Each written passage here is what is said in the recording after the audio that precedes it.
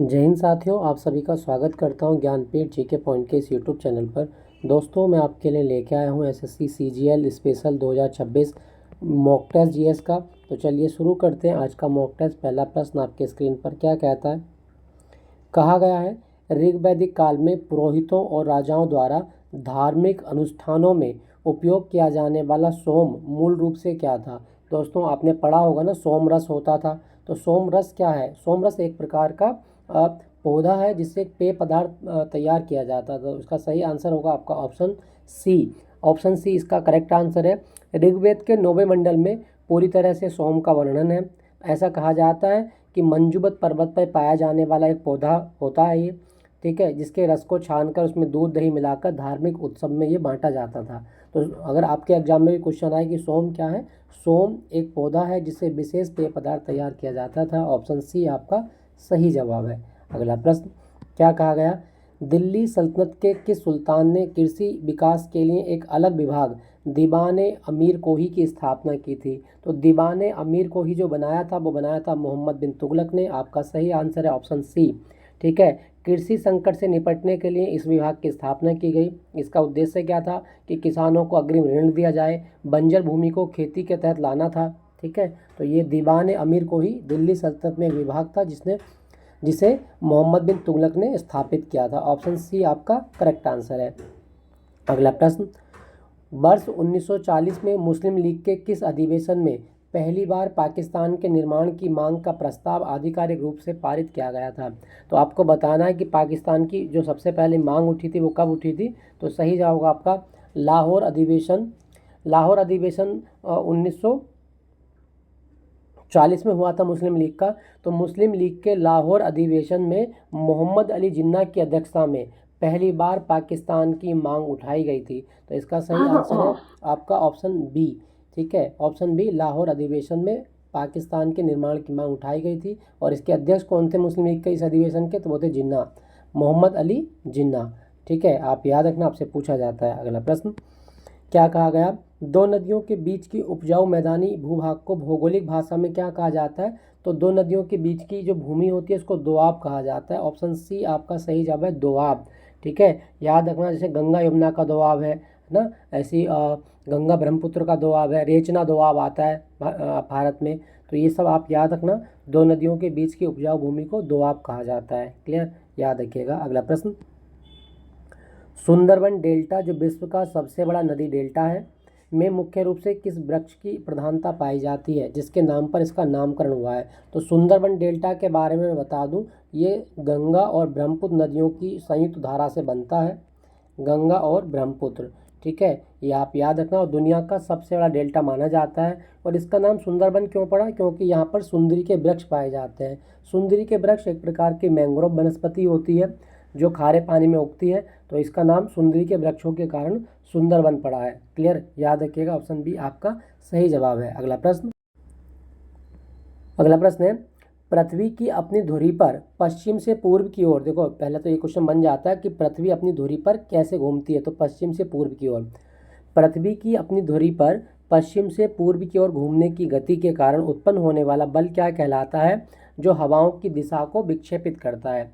तो दोस्तों मैं आपको बता दूं, पृथ्वी के घूर्णन से के कारण हवाएं सीधी न चलकर क्या कैसे चलती हैं। तो हवाएं सीधी न चलकर उत्तरी गोलार्ध में चलेंगी दाईं ओर और दक्षिणी गोलार्ध में चलती हैं बाईं ओर। ठीक है, और इस नियम को हम क्या बोलते हैं? इस नियम को बोलते हैं फेरल का नियम। फेरल का नियम।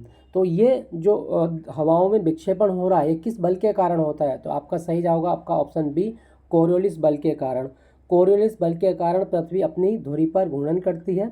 ठीक है, जिसके कारण हवाएं उत्तरी गोलार्ध में दाईं ओर, दक्षिणी गोलार्ध में बाईं ओर विक्षेपित होती हैं। तो इसका सही आंसर होगा आपका ऑप्शन बी। ये क्वेश्चन याद रखना कि पृथ्वी के घूर्णन से कौन सा बल उत्पन्न होता है, तो कोरियोलिस बल। क्लियर, अगला प्रश्न, तो ये आप देख सकते हैं। ठीक है, पृथ्वी घूमती है आपकी पश्चिम से पूर्व की ओर। ठीक है, अगला प्रश्न क्या कहता है, भारतीय संविधान के किस अनुच्छेद के तहत वित्तीय आपातकाल की घोषणा को छोड़कर राष्ट्रीय आपातकाल अनुच्छेद 352 के दौरान किन दो अनुच्छेदों को किसी भी स्थिति में निलंबित नहीं किया जा सकता है।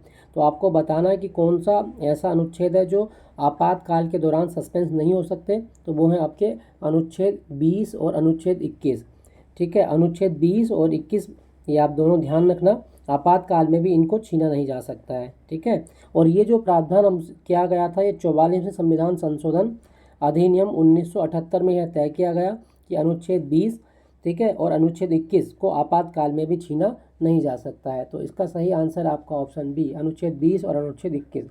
अगला प्रश्न क्या कहा गया, लोकसभा का सत्र आयोजित करने के लिए न्यूनतम आवश्यक सदस्यों की संख्या, यानी कि कोरम बोलते हैं इसको, कोरम कितना होना चाहिए। तो आप जानते हैं संविधान के अनुच्छेद 103 में, ठीक है, 103 के अनुसार सदन की कार्यवाही शुरू करने के लिए लोकसभा या राज्यसभा के कुल सदस्यों का कम से कम 1/10 भाग होना जरूरी है। तो सही आंसर क्या होगा आपका ऑप्शन सी, लोकसभा का गणपूर्ति जो है वो कोरम जो है वो 1/10 है, कुल सदस्यों का 1/10।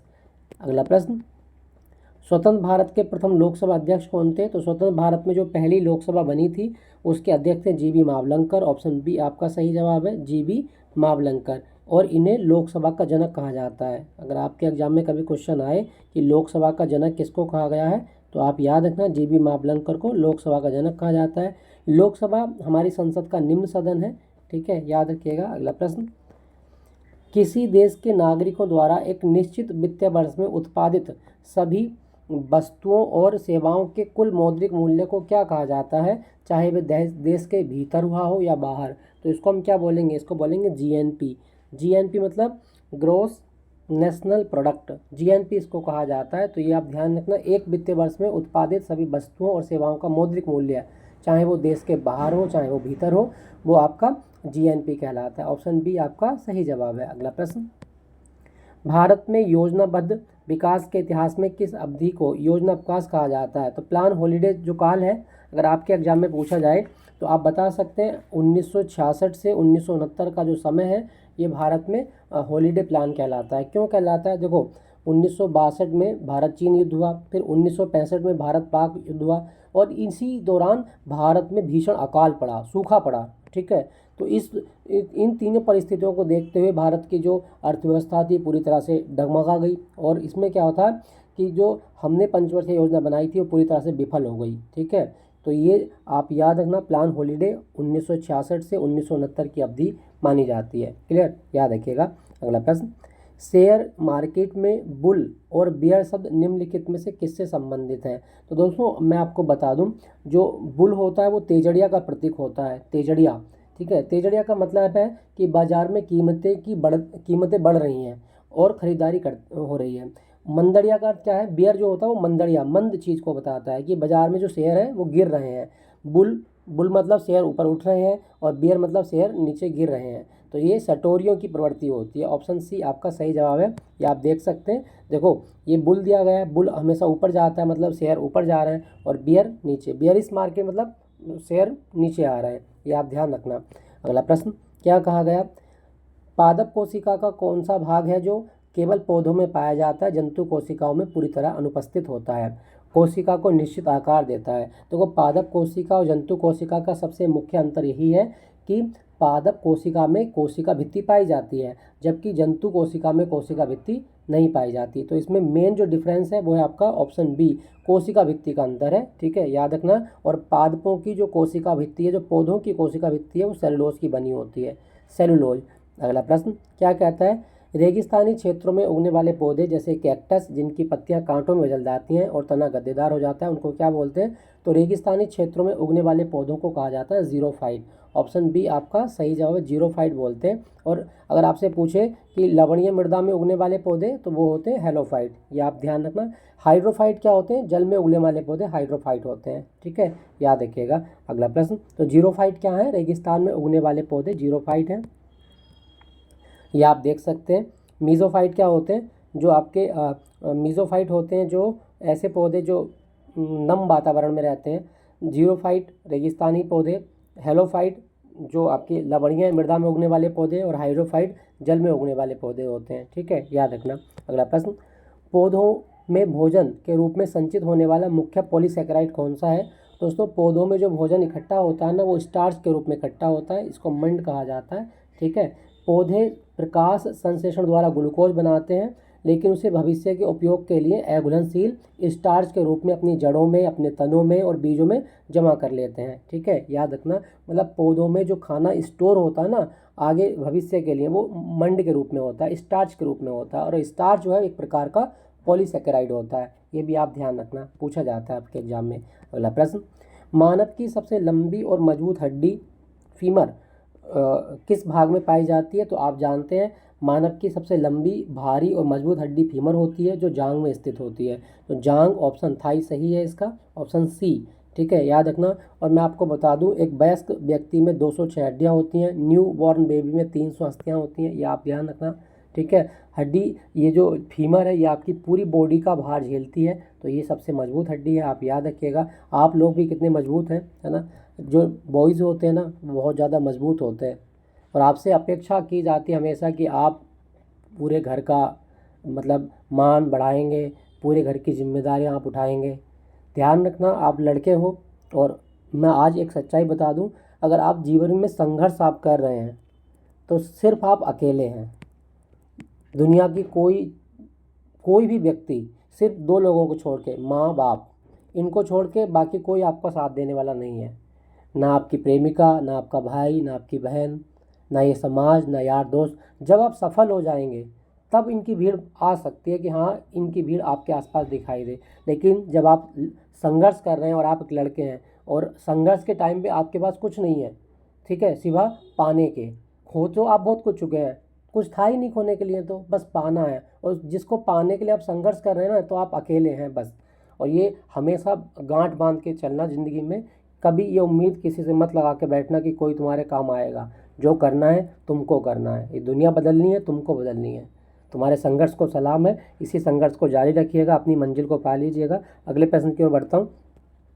कहा गया था मानव की सबसे मजबूत हड्डी वो होती है जांघ की हड्डी, थाई में होती है।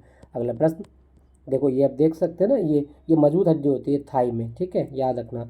अगला प्रश्न क्या कहता है, मानव शरीर में एड्रेनलिन हार्मोन को अन्य किस नाम से जाना जाता है, जो आपातकालीन स्थितियों में शरीर को तैयार करता है? तो मैं आपको बता दूं दोस्तों, ये जो एड्रिनल ग्रंथि होती है ना, इस ग्रंथि से एक हार्मोन निकलता है जिसका नाम है एड्रेनलिन। और ये हार्मोन क्या काम करता है, डर, गुस्सा या तनाव के समय जो अचानक सक्रिय हो जाता है, जिससे हमारे दिल की धड़कन बढ़ जाती है, हमारा बीपी बढ़ जाता है, शरीर को संकट का सामना करने या भागने के लिए तैयार करता है। तो इसको बोलते हैं लड़ो उड़ो हार्मोन। ऑप्शन बी आपका सही जवाब है, ऑप्शन बी। अगला प्रश्न क्या कहता है, सीकल सेल एनीमिया मानव शरीर के किस घटक को प्रभावित करने वाला एक आनुवांशिक विकार है? देखो, सीकल सेल क्या होती है और एनीमिया क्या होता है, पहले जान लो। एनीमिया क्या है, शरीर में जब खून की कमी हो जाएगी तो इस स्थिति को बोलेंगे एनीमिया। सीकल सेल का मतलब क्या है, देखो हमारे बॉडी में जो खून बनाते हैं वो आरबीसी बनाती हैं, और आरबीसी जब नॉर्मल शेप में होंगी तो वो इस तरह से होती हैं, है ना, इस तरह से गोल बाइकॉनकेव। लेकिन जब आरबीसी का आकार बाइकॉनकेव न रहकर वो इस तरह से बन जाए सीकल सेल, ठीक है, हंसिया की तरह बन जाए, सीकल मतलब हंसिया, इस तरह से अर्ध आधा चंदा जब बनता है इस तरह से, है ना, तो इसमें क्या होगा कि जब आरबीसी अपने नॉर्मल आकार में न रहकर सीकल का आकार ले लें तो हमारी बॉडी में खून की कमी होने लगती है। इसी स्थिति को कहा जाता है सीकल सेल। तो इस तरह का आकार इसमें हो जाता है, इसी को हम बोलते हैं सीकल सेल एनीमिया। तो इसमें ना मेनली आरबीसी प्रभावित होती हैं हमारी। तो इसका सही आंसर क्या होगा कि आरबीसी प्रभावित होती हैं, ऑप्शन बी आपका सही जवाब है। ठीक है, देखो मैं आपको दिखा दूं किस तरह से इसका आकार हो जाता है। देखो ये नॉर्मल है आपका, ये जो हेल्दी आरबीसी है वो इस तरह की है, जब ये ख़राब हो जाएगी तो इस तरह का आकार आपके आ जाएगा। इसमें क्या होगा कि आपकी बॉडी में ब्लड की कमी हो जाएगी, हीमोग्लोबिन घट जाएगा, हीमोग्लोबिन घटेगा तो आपकी बॉडी में ऑक्सीजन ट्रांसपोर्ट की जो कैपेसिटी है वो कम हो जाती है। ठीक है, ये आप याद रखना। अगला प्रश्न क्या कहता है, उत्तर भारत के मंदिरों में मुख्यतः जैसे खजुराहो और कोणार्क के मंदिर हैं कि स्थापत्य कला मुख्य रूप से किस शैली के अंतर्गत आती है? तो मैं आपको बता दूं, उत्तर भारत के मंदिर मुख्यतः नागर शैली में पाए जाते हैं, ऑप्शन बी आपका सही जवाब है। ठीक है, दक्षिण भारत की अगर मैं बात करूं तो दक्षिण भारत में जो मंदिर मिलते हैं वो द्रविड़ शैली में मिलते हैं। ठीक है, तो उत्तर भारत में नागर शैली और दक्षिण भारत में द्रविड़ शैली पाई जाती है मंदिरों में। अगला प्रश्न क्या कहता है, अमूर्त सांस्कृतिक विरासत की सूची में शामिल छऊ नृत्य मुख्य रूप से भारत के किस पूर्वी क्षेत्र या राज्यों से संबंधित है? तो छऊ भारत में एक नहीं बल्कि तीन राज्यों का लोक नृत्य है। वो है आपके झारखंड, उड़ीसा और पश्चिम बंगाल। ठीक है, ये जो छऊ है ना वो अलग अलग ज़िलों के नाम पर, जैसे झारखंड का सरायकेला छऊ होता है, सरायकेला छऊ। ठीक है, उड़ीसा का मयूरभंज छऊ, मयूरभंज छऊ, और पश्चिम बंगाल का पुरुलिया छऊ, पुरुलिया। ये ज़िलों के नाम हैं, इन ज़िलों के नाम पर इस छऊ को नाम दिया गया है। जैसे सरायकेला ज़िला है झारखंड में तो उसके नाम पर है सरायकेला छऊ, मयूरभंज छऊ उड़ीसा का है, पश्चिम बंगाल का पुरुलिया छऊ है। ये आप याद रखना। ये भी मैं एक फ़ोटो भी आपको दिखाता हूँ, देखो ये छऊ डांस है। ठीक है, छऊ डांस, ये आप याद रखना और बहुत आपके एग्जाम में पूछा जाता है छऊ डांस। अगला प्रश्न क्या कहता है, एलिफेंटा की गुफाएं मुख्य रूप से किस भगवान को समर्पित हैं और किस राज्य में है। दोस्तों एलिफेंटा की अगर हम बात करते हैं तो ये जो गुफाएं हैं भगवान शिव को समर्पित है और ये महाराष्ट्र में है, एलिफेंटा द्वीप पर। ठीक है, और एलिफेंटा की गुफाओं में जो नक्काशी करवाई गई है, पत्थरों को काटकर जो मंदिर बनवाए गए हैं वो राष्ट्रकूट वंश के राजाओं द्वारा बनवाए गए हैं। शिव की त्रिमूर्ति आपने देखी होगी, जिसमें शिव को विनाशक और सृजनकर्ता और संचालनकर्ता तीनों रूप में दिखाया गया है। तो शिव की त्रिमूर्ति वो एलिफेंटा की गुफाओं में स्थित है, याद रखिएगा। अगला प्रश्न क्या कहता है, संयुक्त राष्ट्र सुरक्षा परिषद में कुल कितने स्थायी सदस्य होते हैं जिन्हें वीटो पावर है। तो स्थायी सदस्य 5 होते हैं, आपका आंसर होगा ऑप्शन ए। ठीक है, स्थायी सदस्यों में आपके अमेरिका है, ब्रिटेन है, फ्रांस है, रूस है, चीन है। ये आप याद रखिएगा, आपसे पूछा जाता है, ये आप देख सकते हैं। ठीक है, जो 5 परमानेंट मेंबर है उसमें आपका चाइना है, फ्रांस है, रशियन है और यूके है, यूएसए है। तो 5 परमानेंट मेंबर होते हैं और इन्हीं मेंबर्स के पास वीटो पावर होती है। अगला प्रश्न क्या कहता है, एमनेस्टी इंटरनेशनल का मुख्य प्रशासनिक मुख्यालय किस शहर में है। तो एमनेस्टी इंटरनेशनल ये मानव अधिकारों के लिए काम करने वाली एक एनजीओ है, ये लंदन बेस्ड है। तो इसका आंसर होगा आपका लंदन में है। ठीक है, यूके में है। अगला प्रश्न, अंतर्राष्ट्रीय सौर संगठन का मुख्यालय कहाँ पर है। तो अंतर्राष्ट्रीय सौर संगठन का मुख्यालय गुरुग्राम हरियाणा में है, ऑप्शन सी आपका सही जवाब है। ठीक है, 2015 में आईएसए बना था, ये भी आप ध्यान रखना। अगला और अंतिम प्रश्न आज का, कहा गया है विश्व आर्थिक मंच वर्ल्ड इकोनॉमिक फोरम की वार्षिक बैठक हर साल स्विट्जरलैंड में किस पहाड़ी क्षेत्र शहर में की जाती है। तो हर साल जो WEF की बैठक होती है वो आल्प्स के पहाड़ों पे होती है, आल्प्स। ठीक है, और मैं आपको बता दूं ये जो बैठक होती है वो दावोस शहर में होती है, ऑप्शन सी आपका सही जवाब है, दावोस। क्लियर, याद रखिएगा। तो दोस्तों ये था अंतिम प्रश्न आज का, और आई होप ये सेशन आपको अच्छा लगा होगा। अच्छा लगे तो लाइक कीजिएगा, अपने दोस्तों के साथ शेयर कीजिएगा। फिर मुलाकात होगी आपसे अगले मॉक टेस्ट में। Thank you for watching Gyanpeeth ji के पॉइंट।